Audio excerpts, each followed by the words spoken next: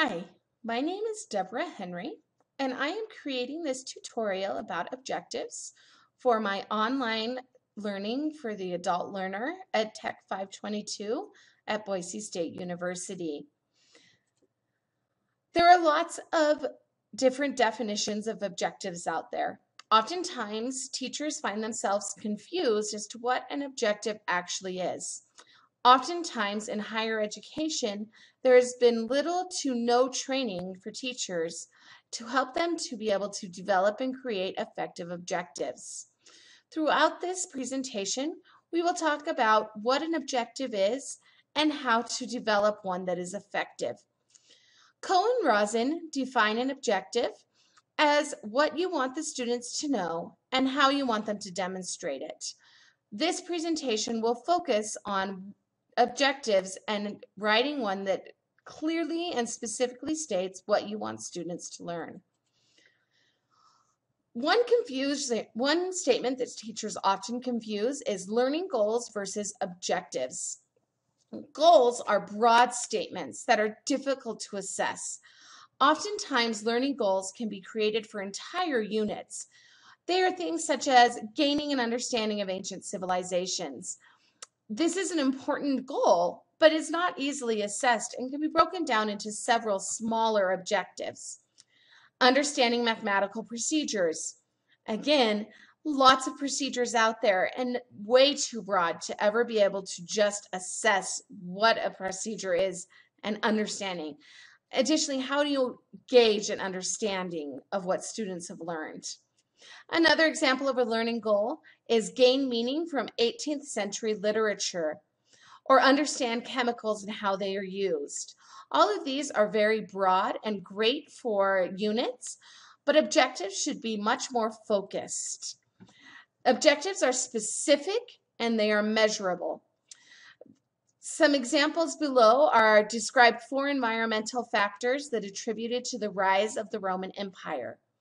Very specific, requires students to be able to list those 4 reasons. It's measurable and easy to assess.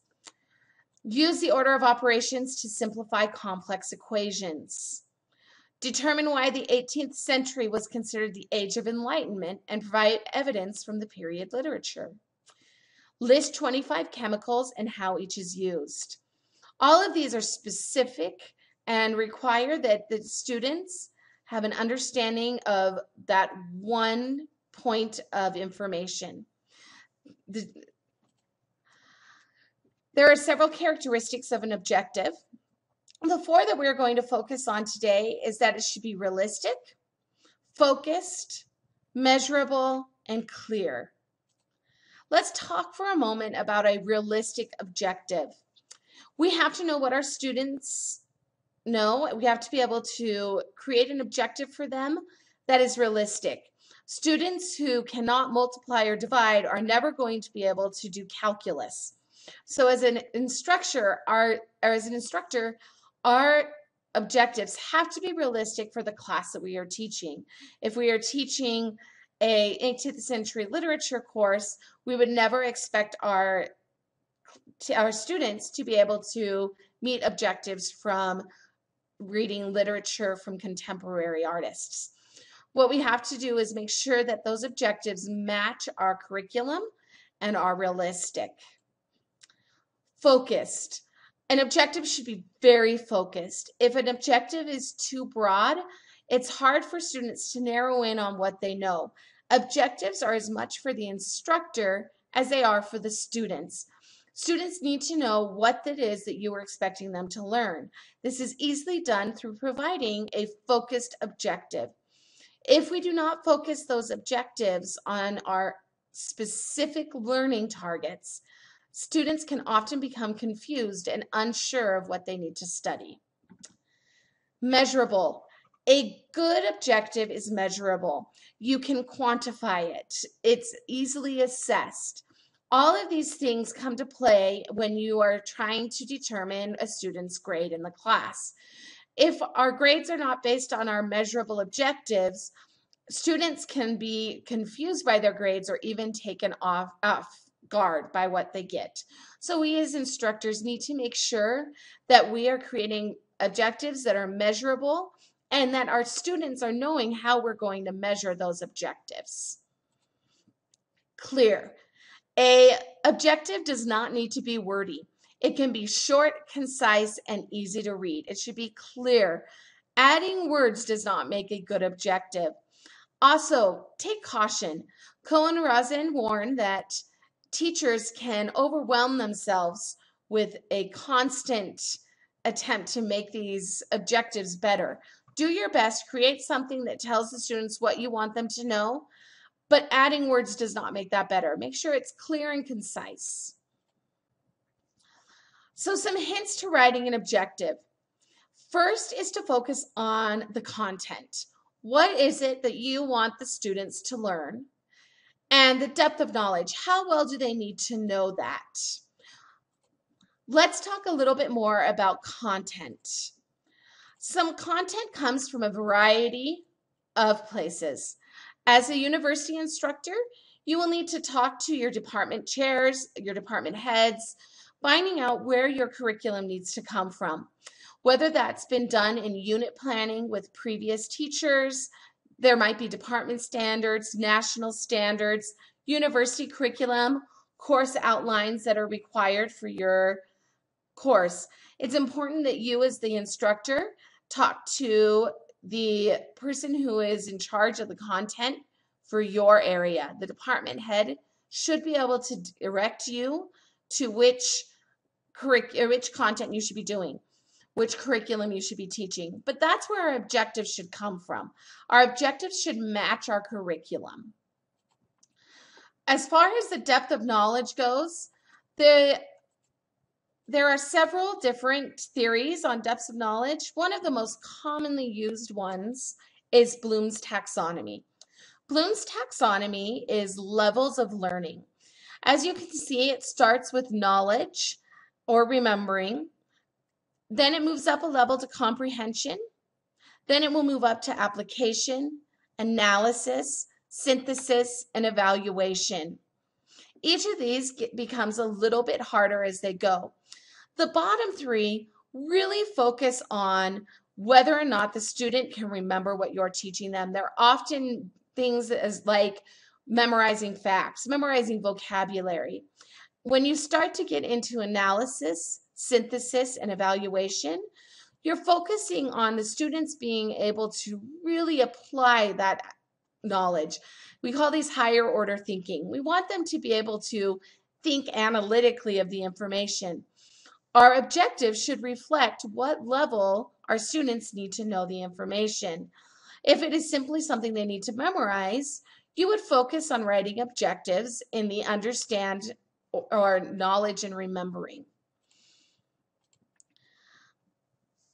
The knowledge objectives here is learners will list 5 factors that led to the Revolutionary War. Simple, easy regurgitation of facts. Beneath is a list of verbs that can be used to create objectives that would measure a depth of knowledge that just requires students to understand what you're talking about, to be able to repeat and remember what you've said. Comprehension is a little bit higher. Here you see learner will summarize 5 factors that led to the Revolutionary War. Here you see that a step above, they weren't necessarily just repeating facts. Here they have to give you a little bit more information on it, but again, can be easily memorized. Again, I've included several verbs that you could use that would be effective in creating an objective for the comprehension level of knowledge. Application. The learner will role play 5 events that led to the Revolutionary War. Here, again, you're just going a step above the comprehension. We want the students to apply it. Maybe they create a play.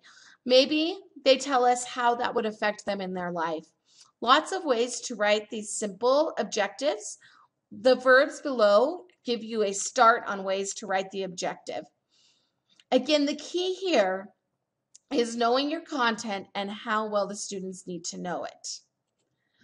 Sometimes we have content that requires a deeper understanding. For example, analysis. Learner will debate both sides of an event that led to the Revolutionary War. Maybe we don't necessarily want them to remember the simple facts and the details, dates, but we want them to be able to talk about what happened and to be able to make arguments and counter arguments. This is analysis. They look at something and why it happened, and they are able to defend or to counter argue with it, debate. Any of these things where they're analyzing what happened. Synthesis takes it even a step further, and learner will propose a peace treaty that outlines a resolution to the Revolutionary War. So they take this synthesis, they take what they know, and they are really creating something that has never happened. They're using their personal experience as well as what they've learned in class to be able to create something new. When we get to evaluation, we want students to be able to look with a critical eye. Learner will critique 5 factors that led to the Revolutionary War. They're going to do things like tell you how it could have been avoided, maybe tell you things that could have been done differently.